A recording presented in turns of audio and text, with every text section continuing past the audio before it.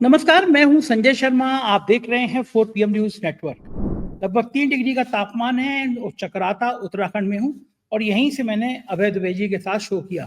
तो वैसे नेट नहीं चल रहा था, परेशान था, शो करूंगा नहीं करूंगा, फिर नेट चला और फिर बात करी। बहुत शानदार बातचीत की मैंने बिहार की राजनीति और दिल्ली की राजनीति पर। एक नया शब्द दिया अभय द्विवेदी ने कि नीतीश कुमार को जबरिया रिटायर तो नहीं कर देना पड़ेगा। मतलब नीतीश कुमार ना घर के रहेंगे ना घाट के। यानी अमित शाह मोदी कह देंगे टाटा बाय बाय, आप एनडीए का सीएम नहीं बनेंगे। और तेजस्वी भी कह सकते हैं चाचा आना है तो आ जाओ, पीएम मैं ही बनूंगा, चेहरा मैं बनूंगा। उस स्थिति में बिहार में क्या होगा? नीतीश कुमार की राजनीति जब खत्म होगी तो नीतीश का वोट बैंक या भाजपा के साथ जाएगा या फिर वो इंडिया गठबंधन का हिस्सा बनेगा। और दिल्ली में जो महाबेईमानी हो रही है, जो केजरीवाल को हराने के लिए फर्जी नाम जोड़े जा रहे हैं, काटे जा रहे हैं, चुनाव आयोग को दिख क्यों नहीं रहा? और शानदार, बहुत अच्छी बातचीत है। मुझे पूरा यकीन है कि आप पूरी बातचीत सुनेंगे और चैनल को सब्सक्राइब और ज्वाइन जरूर करेंगे। चलते हैं अभय द्विवेदी के पास। 4 PM न्यूज नेटवर्क पे स्वागत है अभय द्विवेदी आपका। मैं 3 घंटे से परेशान था। मैं उत्तराखंड के चक्राता में हूँ। तापमान जिस जगह पे हूँ वहाँ पे लगभग 3 डिग्री है इस समय और बेहद ठंड हो रही है और सुबह से नेट की प्रॉब्लम आ रही थी और मैं बड़ा अफसोस कर रहा था कि मैं ऐसी जगह आ गया कि आज मैं अभय सर के संग शो नहीं कर पाऊंगा। आपके संग शो मुझे इसलिए भी अच्छा लगता है कि मेरी खुद की जानकारी बहुत बढ़ती है। आप एक ऐसे पत्रकार हैं जिनसे बात करना अच्छा लगता है। और ये चक्राता पहली जगह देखी मैंने अपने जीवन में हिंदुस्तान में जहां मैं घूमा हूँ, उसमें पहली जगह है कि वहां बोर्ड लगा हुआ था कि यहाँ पे विदेशियों का आना मना है। तो मैं बड़ा हैरान था। फिर मैं जब आया रात में यहाँ, पहले मैंने सारी यहाँ पे जानकारियां जुटाई कि क्यों मना है। एक लंबी स्टोरी है, मैं चक्राता के ऊपर अलग से बोलूंगा, लेकिन आप तो यहाँ पे आपने बताया कि आप भी आ चुके हैं, बहुत सुंदर जगह है। तो मैं बड़ा परेशान था सुबह से कि मैं शो कर पाऊंगा नहीं कर पाऊंगा। अंततः नेट ठीक हुआ तो मैं कहा सबसे पहले आप शो कर लूँ फिर चला जाए। आप तो आए हैं ना चक्राता अभय जी? जी जी संजय जी, लेकिन भले ही चक्राता में सर्दी बहुत ज्यादा हो, 3 डिग्री हो, लेकिन आपको शो करने से कौन रोक सकता है? मेरे ख्याल से कोई नहीं रोक सकता। आपने पिछले, मेरे ख्याल से जब से मेरे साथ आपका संपर्क हुआ है और हम लोगों ने नियमित रूप से कार्यक्रम देने शुरू किए हैं, शायद पिछले साल अगस्त में, पिछले साल अगस्त से शुरू किया है, तो तब से मैं देख रहा हूं कि 4 PM की सब्सक्राइबरशिप और उसकी व्यूअरशिप, यानी उसके दर्शक और उसके सब्सक्राइबर, ये लगातार एक ही रफ्तार से बढ़ रहे हैं। और ये प्रगति मेरे ख्याल से आश्चर्यजनक है। मैं इसके लिए आपको विशेष रूप से बधाई देना चाहता हूँ। मेरी बधाई से हो सकता है इस सर्दी में आपको थोड़ी गर्माहट का एहसास हो। लग हाँ, रही है। जब अभी मैं आंकड़े देख रहा था तो आपके तो 67,70,000 से ज्यादा सब्सक्राइबर हो गए हैं। बताइए, जी जी। एक खबरिया चैनल में जिसमें हम लोग रोज राजनीतिक विश्लेषण करते हैं, जो उस तरह से एक मनोरंजन नहीं है, वहां पर इतने सब्सक्राइबर हो जाना और करीब 12.5 करोड़ से ज्यादा आपकी व्यूअरशिप है, आपके दर्शक हैं, 1.25 साल से मुतवातिर आप नंबर 1 पे हैं, ये एक अभूतपूर्व उपलब्धि है। मेरी बधाई स्वीकार करें। और मुझे थैंक यू यकीन सर। है कि चक्राता में भी आपको इस कामयाबी की बात ज्यादा सर्दी नहीं लग रही होगी। नहीं सर, बिल्कुल आपका आशीर्वाद है सर। और मैं बहुत बहुत आभार हूँ क्योंकि आपका शो भी बड़ा हिट था और मेरी पूरी टीम इसकी बधाई की पात्र है। बहुत मेहनत करते हैं सबके सब लोग। जी और जी मजे बात, चक्राता में जब मैं आया तो ये उत्तरायण बहुत सुंदर रिजॉर्ट है। तो इसके जो मालिक थे उनके भाई जैसे ही मैं सामने आया बोला, अरे हम तो 2 साल से 4 PM सुन रहे थे, हमें अंदाजा ही नहीं हाँ। था कि आप भी यहाँ पे किसी दिन आ जाएंगे। तो नहीं, मैं हैरान कितनी जो नहीं, दूर आपके आया। प्रशंसक सब जगह हैं संजय जी, आपके प्रशंसक सब जगह हैं। बस सर आपका आशीर्वाद है, सब ईश्वर की कृपा है। ये दर्शक जो हैं यही मेरी आत्मा है। शुरू करता हूँ सर आज का प्रोग्राम। सबसे पहले जो जी। सरगर्मी है वो बिहार को लेकर है। पता नहीं नीतीश कुमार को क्या हो गया है। वहां पे 2-3 बड़ी खबरें हैं कि नौजवान गुस्से में है। ठंड के दिनों में वहां पे नौजवानों पे लाठियां पड़ रही हैं, वहां पे पानी की बौछारें हो रही हैं। मैं ये हम्म। समझ नहीं पाता कि ये सरकार जो है, ये सरकारें चाहती क्या है? ये नौजवान जो अपना हक मांग रहे हैं, परीक्षाओं को लेकर हक मांग रहे हैं, नौकरियों को लेकर हक मांग रहे हैं, इस तरह उन पर लाठियां, ठंड में पानी की बौछारें। एक बीच में प्रशांत किशोर का भी एक वीडियो वायरल हो रहा है। वो आए स्टूडेंट ने कुछ कह दिया तो प्रशांत तुरंत बदतमीजी कर रहे हैं उनसे कि अभी मैंने तुम्हें कंबल दिया था कुछ दिन पहले, तो तुम मुझसे अकड़ रहे हो। तो लोगों ने कहा कंबल देके एहसान किया, हमें धमकाने आए हो। तो बिहार के नेता, बिहार की राजनीति इतनी अच्छी हुआ करती थी, बिहार का मूवमेंट, कितने बड़े लोग निकले हैं बिहार से। अब पता नहीं बिहार में क्या हो गया। और नीतीश कुमार जिस तरह दिल्ली आए हैं और जिस तरह से गतिविधियां, सूचनाएं आ रही हैं, बिहार में लगता है कोई बहुत बड़ा खेल होने वाला है। क्या लगता है आपको, क्या हो सकता है बिहार में? देखिए, जो जिस घटना के बारे में आपने जिक्र किया है, हम सब लोग उस घटना पर निगाह रखे हुए हैं। देखिए किस तरफ पानी मरता है और सरकार नौजवानों की समस्याओं को किस तरीके से निपटाती है, या ये एक लगातार लड़ाई अभी और भी आगे बढ़ती है, ये देखने की बात है। मैं आप इस मामले में आपकी भावनाओं के साथ हूँ कि सरकार को जिस तत्परता के साथ में इस मुद्दे को संबोधित करना चाहिए था, सरकार ने नहीं किया। अच्छा, अब नीतीश कुमार को खुद भी याद नहीं होगा कि वो कितने दिनों से बिहार के मुख्यमंत्री हैं।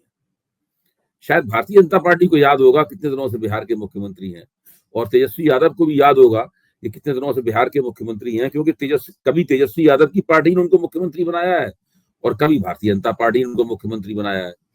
तो नीतीश कुमार एक खास तरह के मुख्यमंत्री हैं। वो जब महागठबंधन में होते हैं तब वो तेजस्वी यादव की मजबूरी, लालू यादव की मजबूरी होते हैं, और जब वो एनडीए में होते हैं तब वो भारतीय जनता पार्टी की मजबूरी होते हैं। मुझे लगता है कि इस वक्त अमित शाह और नीतीश कुमार के बीच में जो भी चल रहा है ऊपर से, अभी भी नीतीश कुमार आज की तारीख में भी भारतीय जनता पार्टी की मजबूरी बने हुए हैं, क्योंकि और उस वक्त तक वो मजबूरी बने रहेंगे जब तक नरेंद्र मोदी को व्यक्तिगत रूप से इस बात पर पूरी तरह यकीन नहीं हो जाता कि विधानसभा चुनाव में नहीं, लोकसभा चुनाव में बिना नीतीश कुमार के वो बिहार को जीत सकते हैं। दरअसल लोकसभा चुनाव में बिहार को जीता जा सके, इसलिए विधानसभा में भारतीय जनता पार्टी अपनी दावेदारी छोड़ने के लिए नरेंद्र मोदी के दबाव में हर बार मजबूर हो जाती है, और इस बात को नीतीश कुमार अच्छी तरह समझते हैं कि बिहार भाजपा के आला कमान में उनके पक्के समर्थक अगर कोई है तो नरेंद्र मोदी है। इसीलिए मैं बार बार कहता हूं कि मंचों पर नीतीश कुमार जो नरेंद्र मोदी का पैर छूने का उपक्रम करते हैं ना, पैर छूते हुए नजर आते हैं, फिर छूने की कोशिश करते हुए नजर आते हैं, इसके पीछे यही एक कारण है, क्योंकि नीतीश कुमार को पता है कि जिस दिन नरेंद्र मोदी ने सोच लिया कि अब नीतीश कुमार को मुख्यमंत्री नहीं रहना है, और जो भी फिर भाजपा का हश्र हो, भाजपा चुनाव जीतती है हारती है, लेकिन एक बार अगर वो एक रणनीतिगत निर्णय ले लेते हैं कि अब भाई बहुत हो गया, हम अकेले ही चुनाव लड़ना है, तो उसमें नीतीश कुमार की छुट्टी हो जाएगी, और फिर उसके बाद नीतीश कुमार को फिर से पलटी मारनी होगी। आपने अभी देखा होगा एबीपी चैनल के ऊपर तेजस्वी यादव का एक इंटरव्यू आया था। तेजस्वी यादव के इंटरव्यू में संवाददाता ने उनसे पूछा कि क्या अगर मौका पड़े तो आप नीतीश कुमार को माफ करके उनके साथ फिर से सरकार बनाने के लिए तैयार हैं? तेजस्वी यादव ने कहा नहीं, अब इसका कोई सवाल नहीं पैदा होता, वो थक चुके हैं, उन पर अब मुख्यमंत्रित्व जो है वो नहीं संभल रहा है, उनके नाम पर भाजपा हुकूमत कर रही है। तेजस्वी यादव कहना था कि उनके नाम पर भाजपा हुकूमत कर रही है, और हम यहाँ पर अब बहुत ज्यादा किसी के लिए कोई बिहार में गुंजाइश छोड़ने वाले नहीं है। अगर हम बिहार में गुंजाइश छोड़ देंगे तो हम राजनीति फिर करेंगे क्या? तो इससे ऐसा लगता है कि नीतीश कुमार के बार बार पलटी मारने से अभी वो महागठबंधन में जाएंगे, फिर भाजपा कुछ दाने डालेगी या कुछ किसी बात पर नाराज होंगे तो फिर वो एनडीए में आएंगे। तो मुझे लगता है कि अगर वो इस बार एनडीए से निकले या निकाले गए तो फिर उनके लिए राजनीति की सड़क जो है वो उसके अंतिम छोर पर वो पहुंच जाएंगे, ऐसा मुझे लगता है। लेकिन अभी आज की तारीख से जो संकेत आ रहे हैं उससे मुझे यकीन नहीं है कि नरेंद्र मोदी ने ये तय कर लिया है कि नीतीश कुमार से छुटकारा प्राप्त करना है। अच्छा, ये एक बताइए मुझे, बार बार पलटी मारने के बाद उनका नाम भी पलटू राम रखा, और लेकिन जो संकेत बीजेपी की तरफ से आए हैं, डिप्टी सीएम बीजेपी के हैं, उन्होंने कह दिया कि हमारा सपना तब पूरा होगा जब बिहार में भारतीय जनता पार्टी की सरकार बनेगी।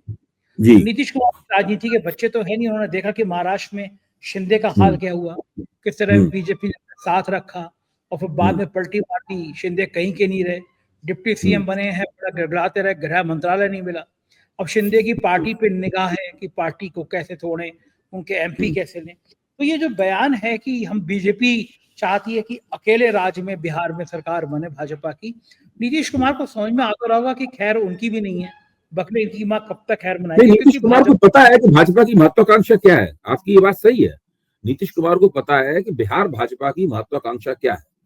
बिहार भाजपा की महत्वाकांक्षा है अकेले दम पर बिहार में सरकार बनाना और नीतीश कुमार से पूरी तरीके से पल्ला छुड़ा लेना, ये उसकी महत्वाकांक्षा है। इसी महत्वाकांक्षा के चलते एक बार पहले भाजपा नीतीश और तेजस्वी के गठबंधन का 2015 में सामना करके पछता भी चुकी है। बुरी तरीके से चुनाव हार गई थी और अमित शाह की तमाम कोशिशों के बावजूद वो चुनाव नहीं जीत पाई थी। और खासी भाजपा की बिहार में भाजपा की पराजय से एक तरह से नरेंद्र मोदी के नेतृत्व पर भी सवालिया निशान लग गया था। नरेंद्र मोदी को आज तक वो वक्त याद होगा, क्योंकि जैसे ही बिहार में हारे, उससे पहले दिल्ली में सूपड़ा साफ हो चुका था। तो दिल्ली और बिहार की पराजय से क्या हुआ कि भाजपा आला कमान में हड़कंप मच गया। ये मैं 2015 की बात कर रहा हूँ। और जो मार्गदर्शक मंडल था, अरुण शौरी ने फौरन उन दिनों लालकृष्ण आडवाणी इतने बुजुर्ग नहीं हुए थे और वो चीजों को देखते दाखते थे और राजनीति में उनकी दिलचस्पी बाकी थी। वो फौरन यशवंत सिन्हा को उन्होंने जोड़ा, लालकृष्ण आडवाणी के पास गए, मुरली मनोहर जोशी से संपर्क किया और देखते देखते उन्होंने एक खत ड्राफ्ट किया अरुण शौरी ने, और वो खत जो है वो नरेंद्र मोदी को और भाजपा को भेजा गया। उस खत में लगातार ये सवाल उठाया गया था कि भाई आपका नेतृत्व क्यों चूक रहा है चुनाव जीतने में, आपकी लोकप्रियता क्यों गिर रही है। इससे नरेंद्र मोदी के खेमे में हड़कंप मच गया था। वो अभी तक नरेंद्र मोदी को याद है। तो नरेंद्र मोदी दोबारा उस घटना की पुनरावृत्ति नहीं चाहते। वो नहीं चाहते कि दिल्ली में चुनाव जीतने की कोई गारंटी नहीं है, दिल्ली में भाजपा चुनाव जीत पाएगी इसकी कोई गारंटी नहीं है। ये हो सकता है कि थोड़ी सी आम आदमी पार्टी की सीटें कम कर दे, लेकिन चुनाव जीतने की अभी दूर दूर तक कोई संभावना नहीं दिखाई पड़ रही। गारंटी तो आप छोड़ ही दीजिए। फिर बिहार में भी अगर कहीं किसी तरीके से हार हो जाती है, तब फिर बहुत मुश्किल होगी नरेंद्र मोदी के लिए, भारतीय जनता पार्टी के लिए हर तरह से मुश्किल होगी। पिछली बार 2015 में जो पराजय हुई थी, वो 2017 में उत्तर प्रदेश की जीत तक उस पराजय का बोझ नरेंद्र मोदी के ऊपर लदा रहा। उस पराजय से बचने के लिए 2016 में नरेंद्र मोदी ने नोटबंदी, पराजय की छवि से बचने के लिए नोटबंदी करने की एक बड़ा धमाका किया। उसके बाद 2017 में उत्तर प्रदेश के चुनाव हुए। तो एक तरह से वो 15 से लेकर और 17 तक की अवधि जो है वो नरेंद्र मोदी के लिए थोड़ी संकट की अवधि थी। वो दोबारा इस संकट में नहीं फंसना चाहते। अभी भी लोकसभा में बहुमत खो चुके हैं। वो दिल्ली हारने के बाद दोबारा बिहार हारने का जोखिम नहीं उठा सकते। अच्छा, नीतीश कुमार के पास क्या विकल्प हैं और बेहतर क्या रहेगा नीतीश कुमार को कि बीजेपी के संग ही वो तालमेल करके चुनाव में जाएं या तेजस्वी के साथ वो चुनाव मैदान में जाएं या फिर वो अकेले दम पे लड़ें? क्या सूट क्या करेगा उनको? भाई देखिए, पिछली बार जब वो तेजस्वी के साथ गए थे उस वक्त क्या स्थिति बनी थी आपको याद होगा। उस वक्त स्थिति ये बनी थी कि उन्होंने तेजस्वी को ये वायदा करना पड़ा था कि हम जल्दी ही मुख्यमंत्री का पद छोड़ देंगे और आपके हाथ में बेटन थमा देंगे। अच्छा, ये वायदा उन्होंने कर दिया। तेजस्वी को भी लगा कि बड़ी अच्छी बात है, मुख्यमंत्री बनने का मौका मिल रहा है ये। लेकिन थोड़े दिनों बाद ही तेजस्वी का धैर्य जवाब दे गया। फिर राष्ट्रीय जनता दल की तरफ से नीतीश कुमार के ऊपर दबाव पड़ने लगा कि अब भाई आप छोड़े हो। अच्छा, नीतीश कुमार का मानना यह था कि हम बिहार में राजनीति छोड़ेंगे, अगर बिहार में अगर मुख्यमंत्री पद छोड़ेंगे तो बिहार की राजनीति से हमारा रिटायरमेंट हो जाएगा। फिर हमें केंद्र की राजनीति में एक बड़ा हिस्सा चाहिए। तो उन्होंने इंडिया गठबंधन का संयोजक बनने की कोशिश की। वहां ममता बनर्जी ने, अरविंद केजरीवाल ने, इन लोगों ने उनकी नहीं चलने दी और राहुल गांधी भी उनसे मिल गए और वो वहां नहीं बन पाए। तो इस स्थिति में देख के नीतीश कुमार ने एक बार फिर पलटा खाया और फिर वो एनडीए में चले गए। नीतीश कुमार राजनीति नहीं छोड़ सकते। पहली बात तो ये है, ये मानना कि वो बिहार में मुख्यमंत्री पद छोड़ देंगे उससे राजनीति छूट जाएगी उनकी, ये बिल्कुल गलतफहमी है। अब उनके पास केंद्र में राजनीति करने का कोई विकल्प नहीं है, कोई ऑप्शन नहीं है उनके पास। वो बिहार में ही राजनीति कर सकते हैं और बिहार में मुख्यमंत्री बने रहने के अलावा उनके पास और कोई विकल्प नहीं है। तो उनका पहला और आखिरी दांव ये है कि किस तरह बिहार में मुख्यमंत्री बने रहे। अच्छा, अभी जी लगता क्या है, नीतीश कुमार जी की आयु भी काफी हो गई है, बीमार काफी रहने लगे हैं। अभी बात तो सब जानते हैं, वो भूलने की बीमारी हो गई है, भूल जाते हैं। अपने पुत्र को उन्होंने राजनीति में उस तरह बढ़ाया नहीं जैसे बाकी विरासत लोग संभालते हैं। तो उत्तर प्रदेश में मुलायम सिंह ने अखिलेश यादव को बढ़ा दिया, स्टालिन कर रहे हैं राजनीति। बाकी कई राज्य में ऐसा है कि पिता अपने पुत्र को बढ़ाता है आगे, नीतीश ने नहीं बढ़ाया। तो नीतीश जी को जिस समय वो राजनीति से संन्यास लेंगे, मैं खराब बात तो शब्दों का इस्तेमाल नहीं कर रहा, लेकिन जब वो राजनीति में नहीं रहेंगे तो इस पार्टी का क्या होगा? इस पार्टी का वोट बैंक क्या इंडिया गठबंधन की तरफ जाएगा या भाजपा की तरफ चला जाएगा? खासतौर से कुर्मी मतदाता की तरफ रुझान करेंगे बिहार के। मुझे तो लगता है कि अगर जिस दिन नीतीश कुमार की राजनीति खत्म होगी, या तो उन्हें जबरन रिटायर कर दिया जाएगा या वो खुद ही स्वास्थ्य समस्याओं की वजह से रिटायर हो जाएंगे, या कुछ इस तरह का समीकरण बनेगा जिसमें राजनीति में उनकी जगह नहीं बचेगी। उसके बाद कुर्मी मतदाता बहुत बड़े पैमाने पर भारतीय जनता पार्टी के साथ जुड़ जाएंगे। और अगर नीतीश कुमार के बाद में जनता दल यूनाइटेड जो कुछ भी बचता है तो वो भारतीय जनता पार्टी में विलय की स्थिति में तकरीबन होगा, वो आरजेडी की तरफ नहीं जाएगा, मुझे ऐसा लगता है। तो फिर लड़ाई फिर वहां पे बिहार में बस सीधे सीधे दो तरफ हो जाएगी, आरजेडी बनाम बीजेपी। महत्वपूर्ण बात कुर्मी मतदाता ही नहीं है संजय जी, महत्वपूर्ण बात यह है कि नीतीश कुमार के नाम पर जो अति पिछड़े एनडीए को वोट देते हैं उनका रुख क्या होगा। हाँ, देखने की बात, हाँ वो बहुत बड़ी संख्या, कुर्मी मतदाता तो बहुत कम संख्या में है, कम है वहाँ पे। हाँ। तो उनका रुख क्या होगा, क्योंकि वो उन्हीं की वजह से नीतीश कुमार हीरो बने हुए हैं अभी भी, उन्हीं की वजह से नीतीश कुमार महागठबंधन की भी मजबूरी होते हैं और भारतीय जनता पार्टी की भी मजबूरी है। तो वो क्या करेंगे अति पिछड़े? क्या तेजस्वी यादव ने अपने आप को तैयार इतना कर लिया है कि वो अति पिछड़ों के नेता बन सकें, या भारतीय जनता पार्टी अति पिछड़ों को अपनी ओर खींचने की तैयारी कर रही है? मुझे लगता है कि भाजपा बिहार के अंदर बहुत लंबे अरसे से अति पिछड़ों के इस बहुत बड़े मतदाता मंडल के ऊपर नजर गड़ाए हुए है, क्योंकि भाजपा को पता है कि जिस दिन ये अति पिछड़ों का मतदाता मंडल उसके साथ आ गया, उस दिन वो बिहार में एक ब्राह्मण बनिया या भूमिहार पार्टी बनकर नहीं रह जाएगी, और उस वक्त वो उन्हें नीतीश कुमार के थोड़े से कुर्मी मतदाताओं की आवश्यकता नहीं होगी। हालांकि कुर्मी मतदाता भी लाइन लगाकर भाजपा में शामिल हो जाएंगे।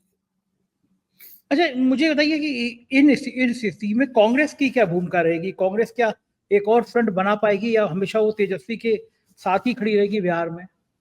अब चर्चा तो ये भी हो रही है कि कांग्रेस और जो एक नई राजनीतिक ताकत उठ रही है प्रशांत किशोर के रूप में, उनके बीच में कोई एक जोड़ निकल सके, मतलब इस प्रकार की भी संभावनाएं टटोली जा रही हैं। हालांकि मैं नहीं समझता कि ये सही वक्त है इस प्रकार की संभावनाओं की परीक्षा करने का, क्योंकि इस प्रकार की संभावनाओं की परीक्षा तो चुनाव जब बहुत दूर हो तब की जा सकती है। देखिए, बिहार में तो चुनावी राजनीति तकरीबन शुरू हो चुकी है, हालांकि अक्टूबर नवंबर में जाकर बिहार में चुनाव होंगे, अभी आराम से 10-11 महीने हैं, लेकिन मैं समझता हूं कि वो राजनीति शुरू हो गई है और प्रशांत किशोर और कांग्रेस के गठजोड़ की बजाय अभी भी मैं समझता हूं कि जो महागठबंधन है, इसमें राष्ट्रीय जनता दल का नेतृत्व है, कांग्रेस उसके अंदर एक महत्वपूर्ण हस्ती है और वामपंथी दल है, ये लोग जो है महागठबंधन ही भाजपा का मुकाबला करेंगे। तो इन स्थितियों में आपको लगता है कि एक थर्ड फ्रंट अभी चर्चा नहीं करनी चाहिए? एक बात और मैं बड़ी महत्वपूर्ण पूछना चाहूंगा आपसे, प्रशांत किशोर का जब नाम आता है तब तो ये चर्चा क्यों होती है कि वो बीजेपी की बी टीम है? क्या लोकसभा चुनाव से पहले उन्होंने बीजेपी के लिए जो गेम खेला था कि हर तरफ उन्होंने कहा था 400 पार हो जाएंगी, 450 आ जाएंगी, वो बहुत ज्यादा डेंट कर गया है प्रशांत किशोर को? या प्रशांत किशोर का वाकई में बीजेपी के संग कोई गेम प्लान है, जैसे राज ठाकरे प्रस्तुत किए गए थे, अलग अलग जगह के ओबीसी का नाम आ जाता है कि बीजेपी प्लान कर रही है? क्या प्रशांत किशोर भी इस रणनीति का हिस्सा हो सकते हैं? मुझे लगता है ओवैसी की पार्टी या राज ठाकरे की पार्टी से प्रशांत किशोर की जो राजनीतिक कवायद है उसकी तुलना नहीं करनी चाहिए।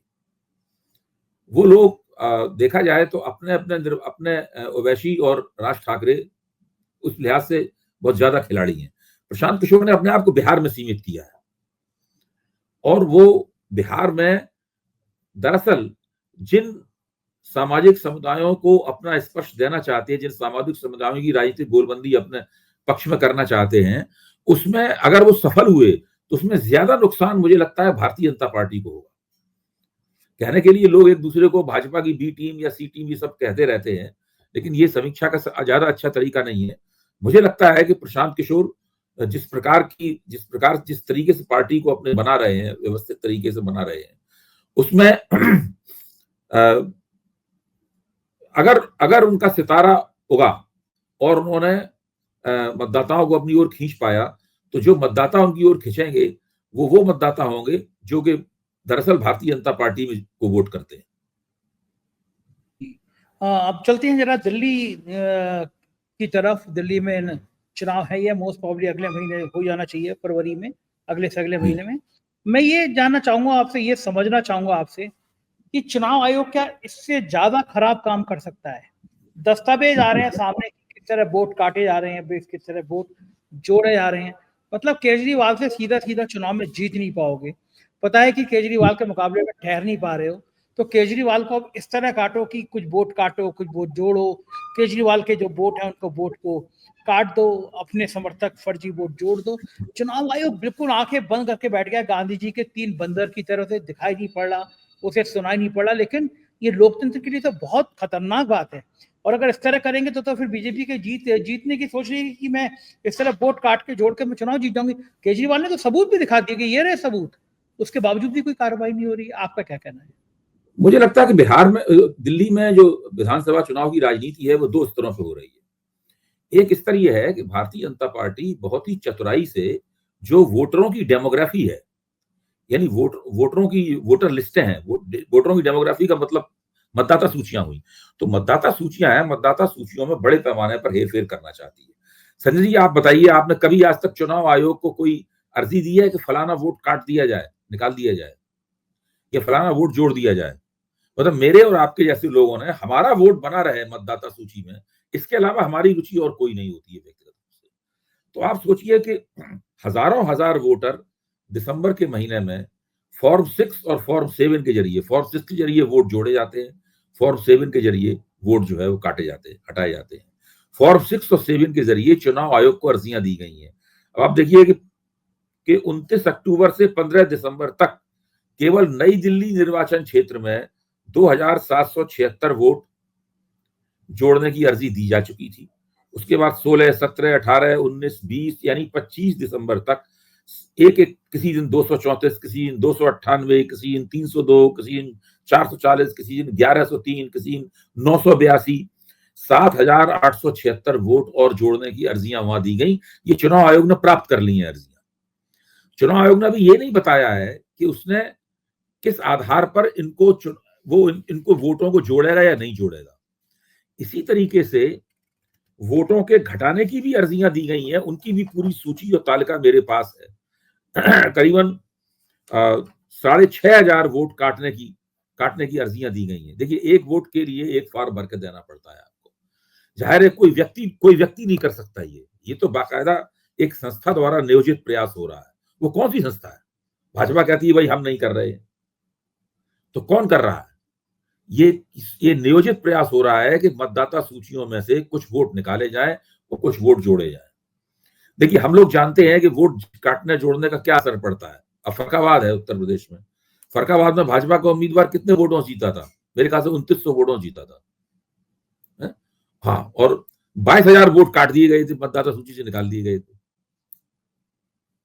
अगर वो 22,000 वोट न निकाले जाते तो भाजपा उम्मीदवार 2900 वोटों से नहीं जीतता, बल्कि 19,000 वोटों से हार जाता। तो ये स्थिति दिल्ली में हो रही। तो एक तो स्तर ये है कि जो वोटरों की डेमोग्राफी है उसको बदला जा रहा है। दूसरी तरफ क्या है कि भारतीय जनता पार्टी और कांग्रेस दोनों ने लेफ्टिनेंट गवर्नर को अपना नेता मान लिया है।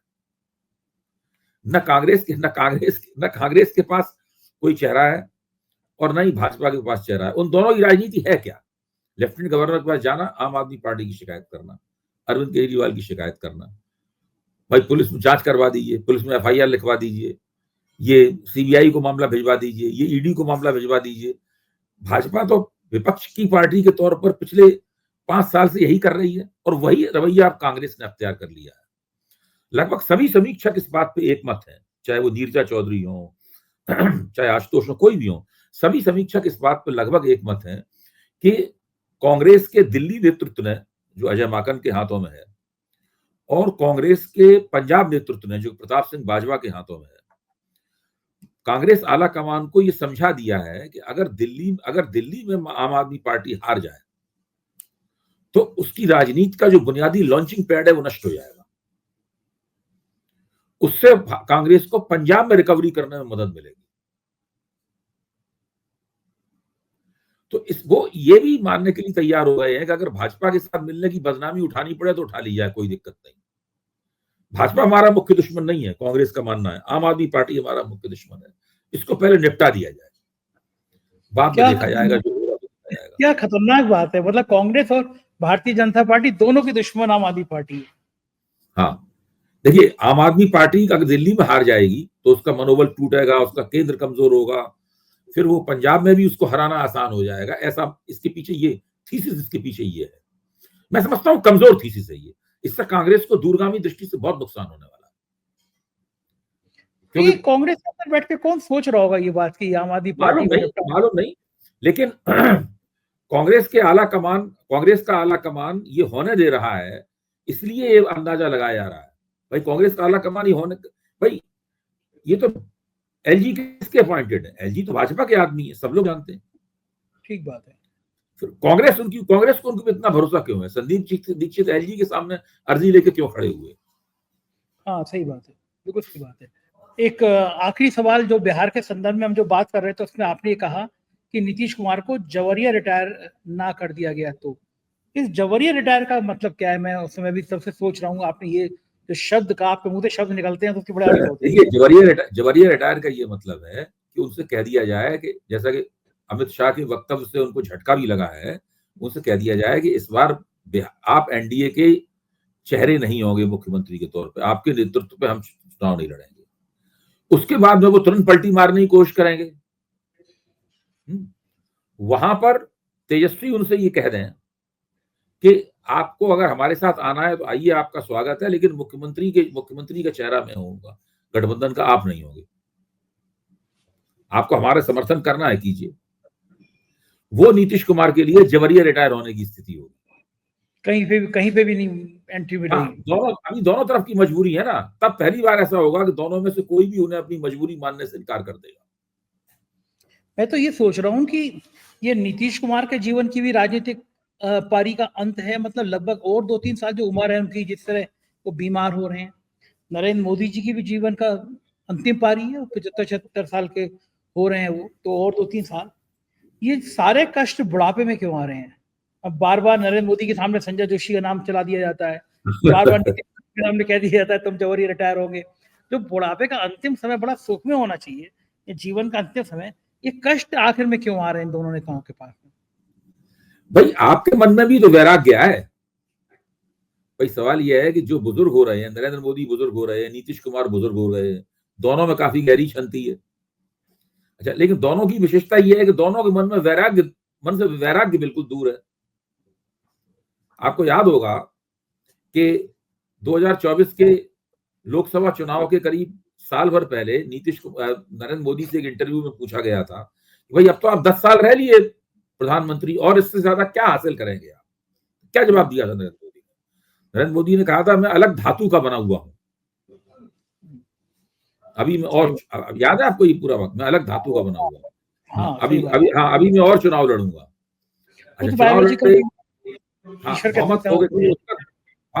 बायोलॉजिकल वाला मामला उसके बाद शुरू हुआ, अलग धातु वही अलग धातु थी कि नॉन बायोलॉजिकल है। तो ये जो थी, दोनों में से कोई भी राजनीति के कंबल को छोड़ने के लिए तैयार नहीं है। ये कंबल उन्हें नहीं छोड़ रहा, जो भी आप कहें। दोनों के मन में कोई वैराग्य नहीं है, दोनों राजनीति छोड़ना नहीं चाहते।